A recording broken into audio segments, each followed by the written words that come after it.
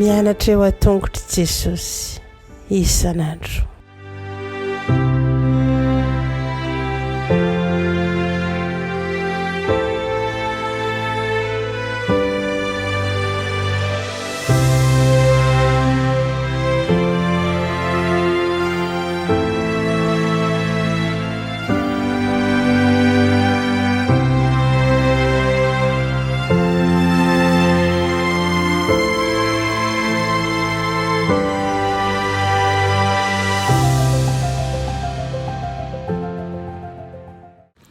Miarabantsika tsirairay avy indray tonga eto amin'ny lesona ho an'ny lehibe sika amin'ity anio ity.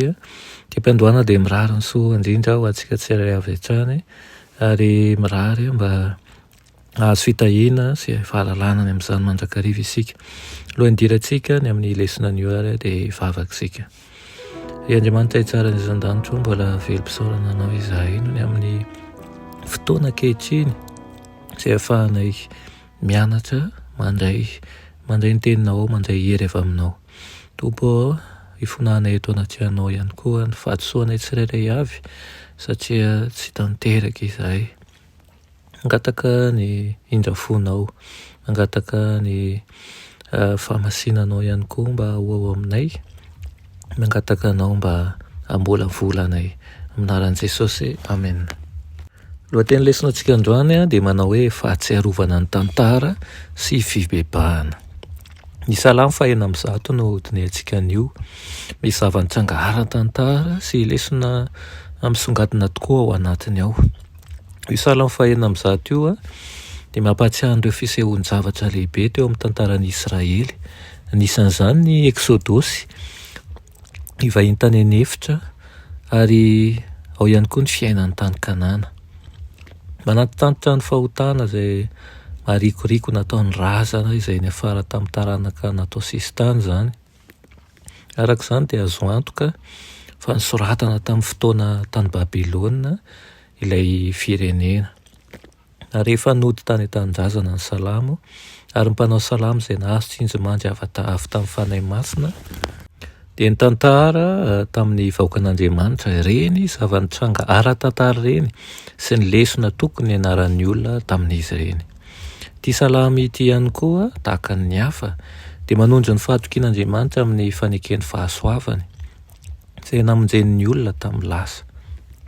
Maneho fanantenana izany fa hamindra foa amin'ny vahoakany bebaka indray Andriamanitra ka hanangona azy avy any amin'ny firenena. Fitalahoana ho an'ny fanafahana amin'izao fotoana izao dia tsy fieritreretana fotsiny fa vavaka ampinoana mifototra amin'ny fanomeza tokony fanafahana avy amin'Andriamanitra tamin'ny lasa sy ny toetra tsy mivadika amin'ny tsy fivadihan'Andriamanitra amin'ny fanekeny tamin'ny olony. Ny fahatsiarovana ny tsy fahombiazana ara-tantara teo amin'ny Israely eo amin'ny salamo 100 dia ampahany manan-danja amin'ny fieken'ny olona ny fahotany sy ny fanekeny fa tsy tsara noho ny razana izy ireo. Miaiky ny taranaka ankehitriny fa mbola ratsy kokoa noho ny razam-beny azy izy io satria fantany ny vokatry ny heloky ny taranaka lasa sy ny fomba nampiarin'Andriamanitra ny faharetana sy ny fahasoavany lehibe tamin'ny famonjeny azy ireo. Na dia ninina andeha tamin'ny lalan-dratsy ary izy ireo taloha. Raha izany no marina tamin'izy ireo dia eritrereto hoe maika fa isika ankehitriny izany izay manana ny fanambarany toetra an'Andriamanitra sy ny fahasoavan'Andriamanitra izay nambara tamin'i Jesosy sy ny azo fijaliana. Ny vaovao mafaly eo amin'ny salamo 100 dia ny hoe manjaka mandrakariva amin'ny fahotan'ny olona ny famindrapon'Andriamanitra. Ny anjara asa lehibe nataon'i Mosesy sy ny asa fifandraisany nataony izany tamin'ny fampihodinana ny fahatezeran'Andriamanitra dia manondro ny mahazava-dehibe ny fanelanelanana nataon'i Kristy ho an'ny mpino.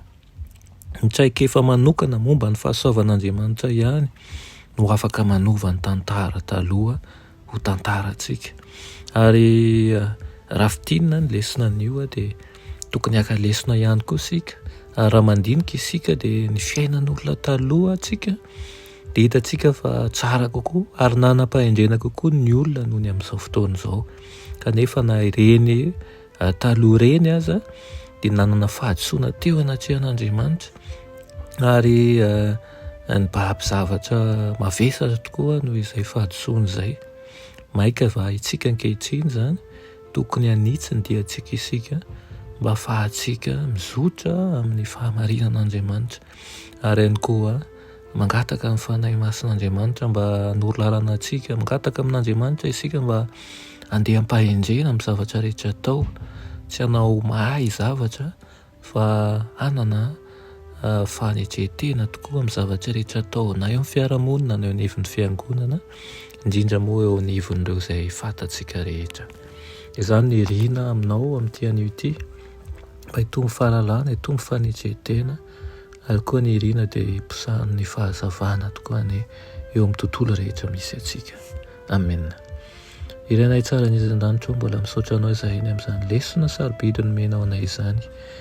Tompo ampianaro izahay mba hailefitra amin'ny sitraponao, ihany koa ahatsapa fa ny lalana diavina ankehitriny dia mahasoa anay satria ianao no mitarika anay. Ampio izay atoky anao lalandava ka tsy salasalany amin'ny teny fikasahanao satria fantatray fa mitondra anay mankany an-danitra izany.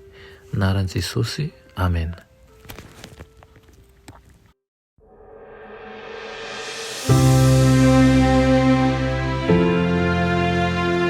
Mianatra eo an-tongotry Jesosy isan'andro.